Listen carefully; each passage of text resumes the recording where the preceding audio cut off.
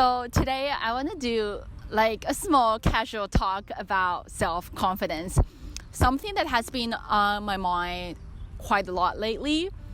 And I actually hesitated whether to do this topic or not because I feel like I still haven't fully figured out this topic yet. But I think it is an important topic to talk about and I do have some thoughts. So I'm still gonna try my best to talk about this topic. So first of all, what is self-confidence?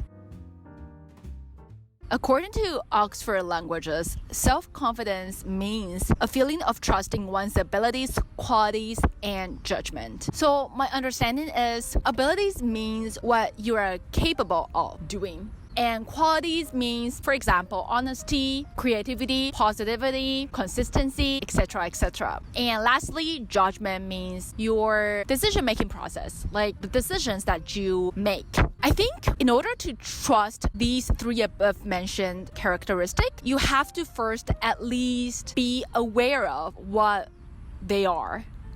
What's your abilities, what's your qualities, and what's your decision-making process. Otherwise, how can you trust them, right? And this leads to my first point that I want to talk about. I think self-confidence positively correlated with how much you know about yourself. Life is about self-discovery, as we all know. And it is so true because there are going to be so many noises from the societies, from the people around you, telling you what you should do, what is best for you, what means to be successful, and what makes you happy. But you are the one that ultimately know whether what they said to you are true. So this is why self-discovery is so important. The logic that I figure out here is that the more you know about yourself, the more you know what to listen to, and the more you are good at making decisions that is best for you and that makes you genuinely happy. And then with this, the more trust you have in yourself. And then in the end, you build up your confidence. The more and more confidence you became. That's my logic here. I hope it makes sense. And to self-discover, I think it is important to constantly push yourself to learn new things and try new things. To learn new things, for example, read books. I think it is one of the best things to do, to read books or to learn languages, etc., etc. Any new things that you haven't learned of, go do it. I think the more we learn, the more resources we have in our head, the more knowledge we have in our head, and then the better we get in terms of discovering ourselves and in making decisions. And to also challenge yourself to constantly try new things. For example, me coming out here to talk about this topic is out of my comfort zone for sure. My comfort zone right now are making language related videos. Those are my comfort zone. But coming out early in the morning, 6:30, sit here in the public and to film this very difficult topic for me, it's out of my comfort zone. But I think self-confidence is heavily based on your experiences. The more things that you try, the more experiences you have, then the more confident you are. And the second point that I want to talk about is self-affirmation. I don't know if you have ever watched like a shorts that I made in my channel titled, "I'm so proud of you." That is what self-affirmations are. I think it's very cheesy, it's very awkward, but it does work. It helps you to boost your self-confidence. Just like look at the mirror and say to yourself that you are beautiful, you rock, you can do it, you are smart, things like that. And it does help. And the third point that I want to talk about is do not surround yourself with people that disrespect you. Whether it's verbally disrespecting you or non-verbally or like just like spiritually or mentally like disrespecting and destroying you or like even physically disrespecting you. Don't surround yourself with those people. I think ultimately we as a human being, we are social animals. So it is literally impossible that to not care about what other people think.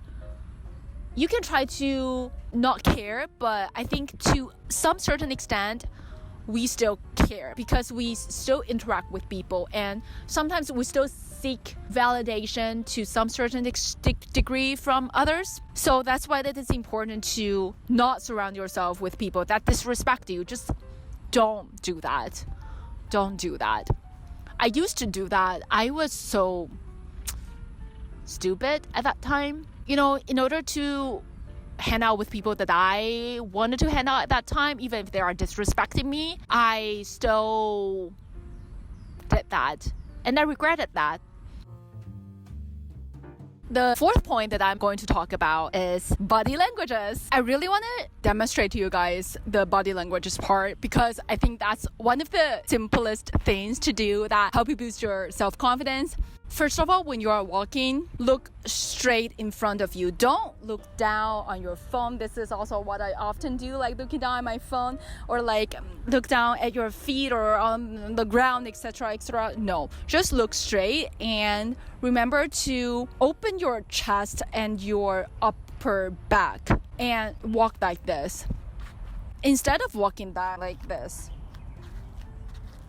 I think it's very interesting how our brains are wired in a sense that when you walk in different posture, it's just send different signals to your brain. And when you're actually like look straight to you and walk and just like open your chest, your upper back, this is like literally signaling your brain, this is your runway and this is the street that is made for you, something like that. And it helps boost your confidence a lot in that sense. And when you're looking down, it's just send a signal to your brain that, oh, I'm not confident, I don't have any energy and things like that. So next time, try doing it. I think at the beginning, you might feel quite uncomfortable or just not used to walking in that way or sitting in that way, but the more you do, the more you find comfortable with, and you will fall in love with just like walking.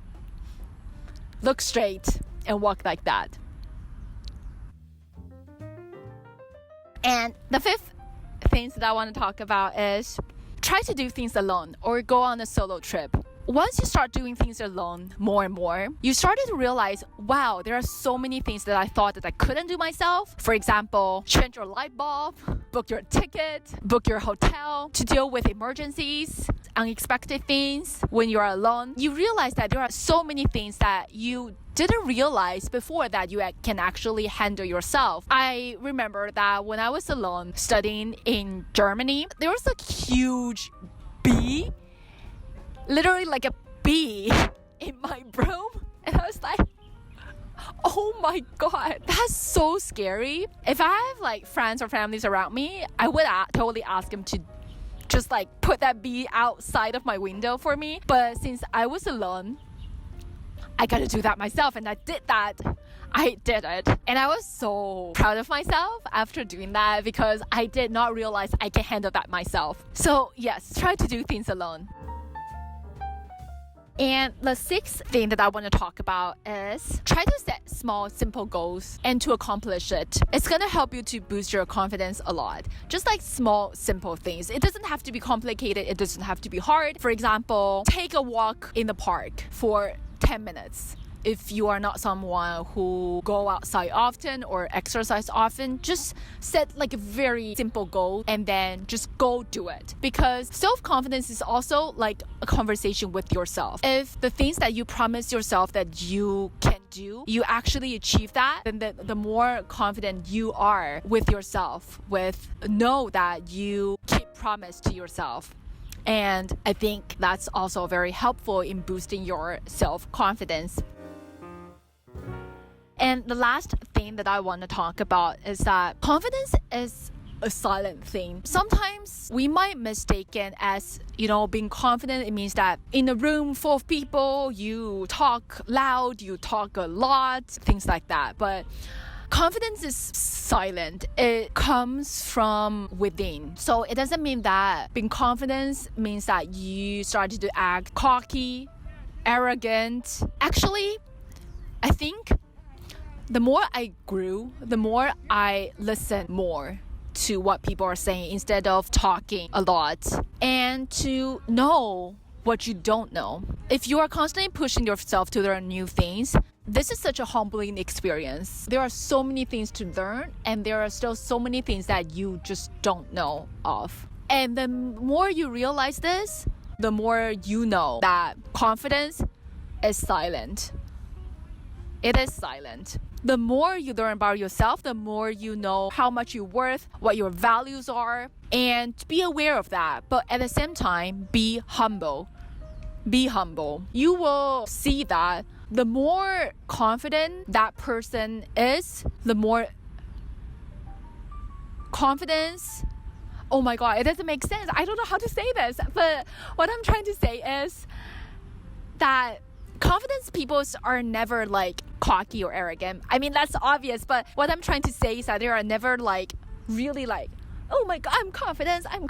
No, not like that. Like you can feel that from not really from what they say, what they do, but more like it's an vibe. Yes, that's the word. It's like it's a vibe. Okay, so I think it's about time to end my conversation. So that's about it about self-confidence. That's my thoughts, and just like what I said, I'm still trying to figure out this topic myself, and I'm proud of myself of like doing this and filming this because I don't know what I'm talking about, but I'm really glad that I did this. It's definitely out of my comfort zone, like what I said. Try new things, challenge yourself to jump out of your comfort zone, and that will definitely help to boost your self-confidence. So thank you so much guys for watching today's video, and I hope you like it, and I'll see you in the next video. Bye! Bye bye! Yay! I'm so proud of myself. I finished filming outside in the park. Yay!